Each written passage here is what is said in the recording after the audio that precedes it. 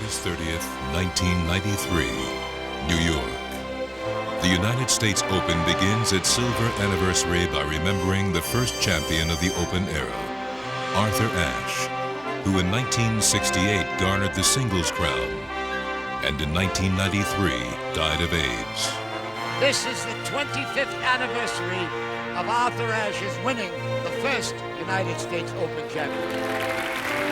25 years of U.S. Open history and a world of change had passed in between.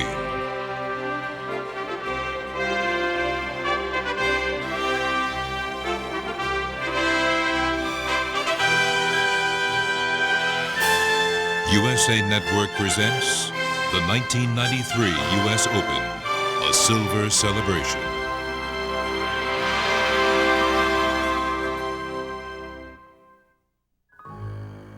August 31st, the sleeping giant awakens. The gates at the USTA National Tennis Center open up to the first of thousands of spectators. Scanning the list of all 256 players, one could not help but notice the absence of 3 U.S. Open champions. This year, it would be open season without John or Jimmy. Also absent was the 2-time defending champion Monica Seles, who let the press and her fans know that she was well on her way to recovery.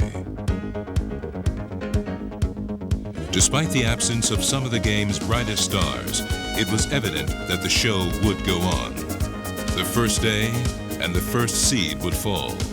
Number 9 seed Peter Korda met with catastrophe, upset by South African Wayne Ferreira. The flexing of an underdog's muscles has been happening for 25 years. Early round upsets have been a staple of this event ever since the first day on Stadium Court, where all eyes focused on players like Billie Jean King and Barry McKay. The differences between 1968 and today's tournament, a vast difference. There were still guys walking around with Bermuda shorts and no socks. Those East Coast guys from Ivy League schools that most of us knew we could beat in the first rounds. They were still around a little bit. Those days are long gone. There's no more Bermuda shorts and no socks. Everybody's got lots of equipment.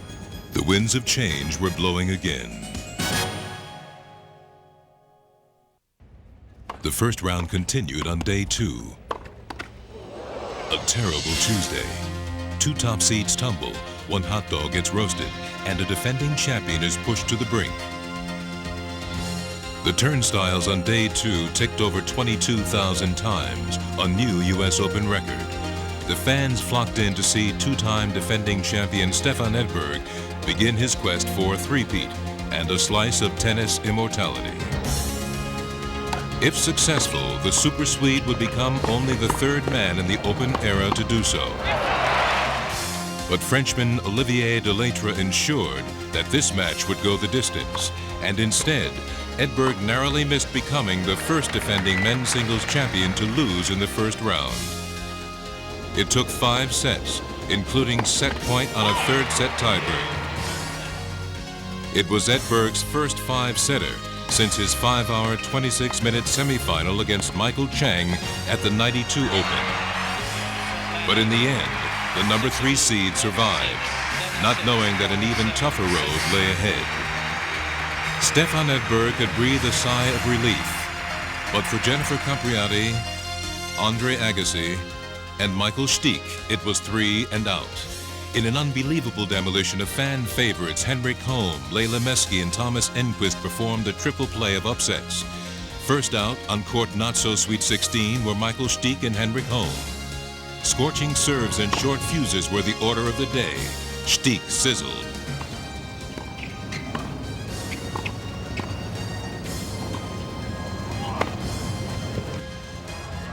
Holm hustled.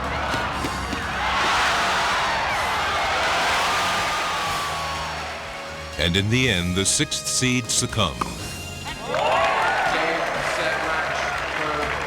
Beaten at his own game, it was Michael Stich's 2nd straight early round exit from the U.S. Open.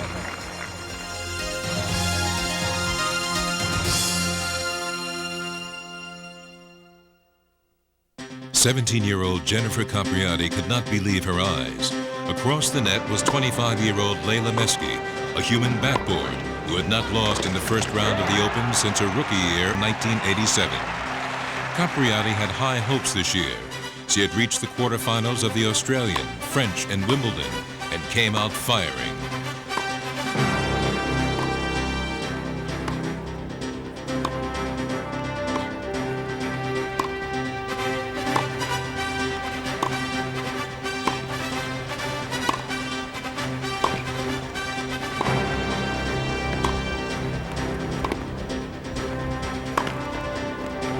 Much of the record crowd had stuffed the stadium in hopes of seeing the teenager triumph, and Capriati didn't disappoint them, overpowering Meski in the first set.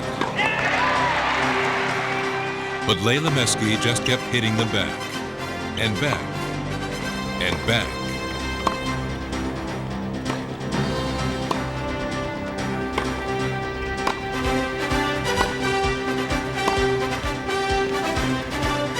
And by the second set, Capriati began to unravel, frustration mounting.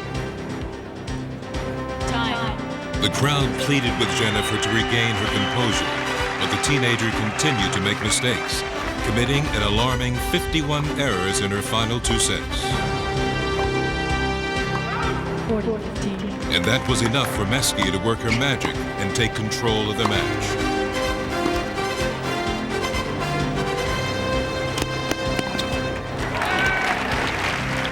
At the end of an error-filled afternoon, Leila Meski would win the battle the way it began, from the baseline. For Jennifer Capriati, it was back to school. It was a good year. I played well and just move on.